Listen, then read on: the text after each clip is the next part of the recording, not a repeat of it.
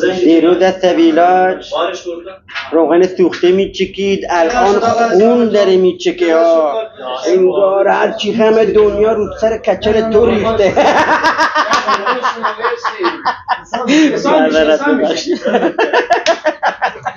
شمسی دیروز دست ویلاج روغن سوخته میچکید، الان خون چی میچی چی پیچی چی چی چی چی. ببخشید شما بری خون چک بشه اول رو موقع چک خب مثلا نهایت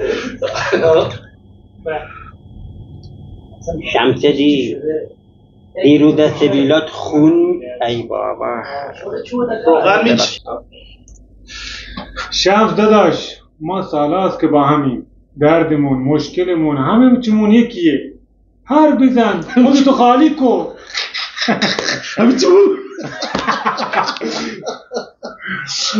جوری که تو تخت مسافر بیبی مسافر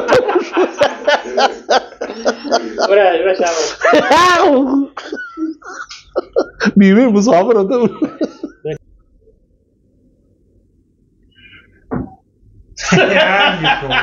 هنگ کن شد نه بس دیالوگ نه آپ حساب مشکل نداره شما فقط دو دفعه مشکل شمس برابر یک دو تبری اشکال نداره داشت این پول دستت باشه، چون اگر سلام داشت